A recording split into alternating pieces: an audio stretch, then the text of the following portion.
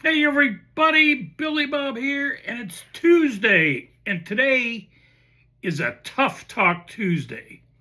But before I get to Tough Talk Tuesday, I'd be remiss if we didn't recognize the passing of the ultimate entertainer, Dolly Parton. We'll talk about Dolly a little more later in the week, but may she rest in peace. I can't imagine anybody that didn't love Dolly. So, well, I think I may have guaranteed that we don't have any hurricanes coming our way. I got the generator running. So I've been working on the generator. The battery, I let the battery go dead. I don't know how I did that, but I did.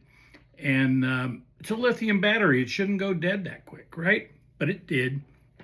So anyway, I could crank it. I got three ways. I bought this thing, got three ways to start it: a pull start, a push start, and a remote.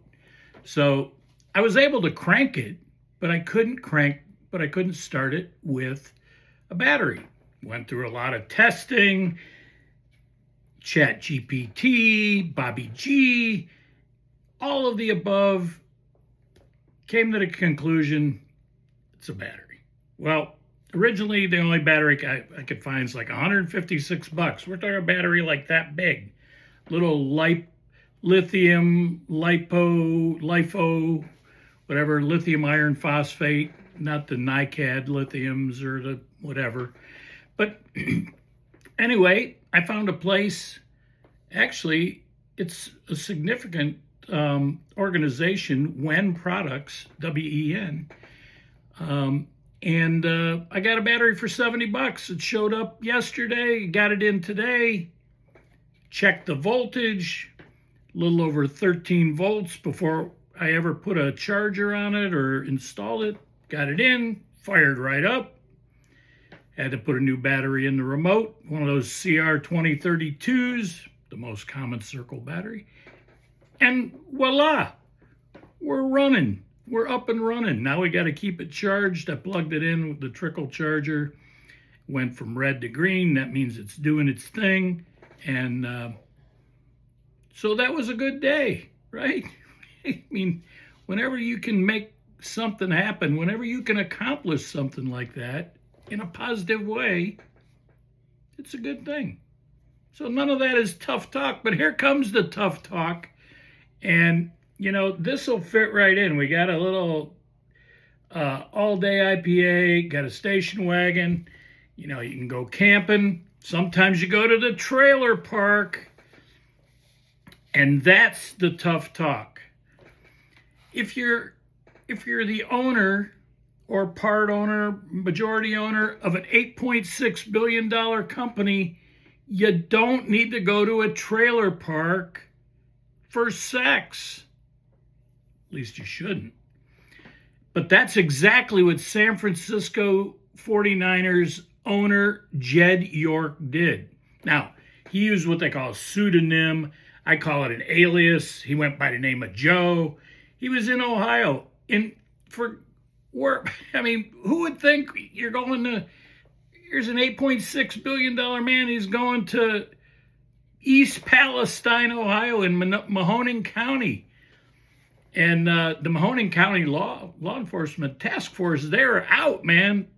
They were doing a little fishing. They were running a little undercover operation. And so this owner, Jed York, he didn't try one. This wasn't like he pulled up to somebody walking down the street, right, at midnight or 1 a.m. Nope. He was checking out this website, a known prostitute website, or prostitution, whatever it were.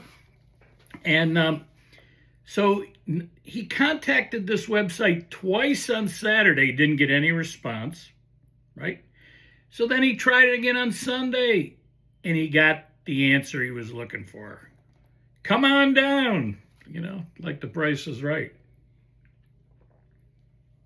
So he goes to this trailer park, the Wheat Hill Mobile Home Community.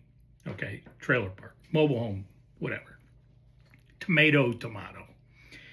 And he goes there. He got his $160. That was the agreed upon price, apparently. He had his phone that he used to communicate with a fictitious prostitute. The police, like I said, they were like fishing. They were reeling this dude in, and they got him right in the Wheat Hill Trailer Park, which they describe as a how do they describe this? Hold on one sec. Trailer park, a clean, quiet, and affordable mobile home park. Trailer park. Now, I would hope most of them are affordable, but today with some of the pads that they charge the rent for the pad and all that, I guess they do get a little pricey. This one was clean, quiet, and affordable, though. All right? So, the cops are there. They arrest him, Jed York, and they took his $160. They gave that to a human trafficking task force, which was actually a good thing because we certainly do not want to make any light of human trafficking or a human trafficking task force, right? But the other part, we got to go stupid criminal, maybe not lifetime, idiot. At least Robert Kraft went to a massage parlor, for God's sake. Or allegedly. So anyway, on Monday, York, I don't know if he went to court or he was represented by, they put him in jail. I mean, they didn't just say, hey, dude, we know you're a big deal. We'll cut you some slack. They put him in jail. And the next day he pled no contest. He paid $1,150 in fines. He was sentenced to 1 day in jail for each charge. So he's charged with prostitution, solicitation, and having, what do they call it? Possession of criminal tools. I guess his phone was considered a criminal tool because he used it in the process of committing a crime. So anyway, he was supposed to serve 1 day for each charge, but the way I understood it, they gave him time served for the 1 day he was there. Meanwhile, ESPN, other reporters reached out to the 49ers for a comment, and they said it's a legal matter which has already been resolved, so they had no comment.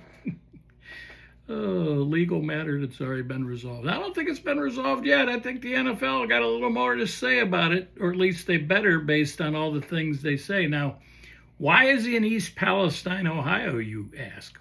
Well, apparently he has a home in Youngstown, and East Palestine is a short drive from there.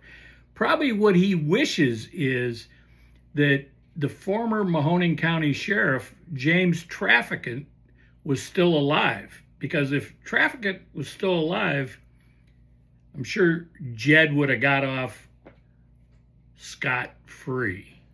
But he didn't. And therein lies the rub. Come on, man. Use some common sense, or as I usually refer to it as uncommon sense. And that, my friends, is Tough Talk Tuesday. America, land of the free, because of the brave. Stay focused, America.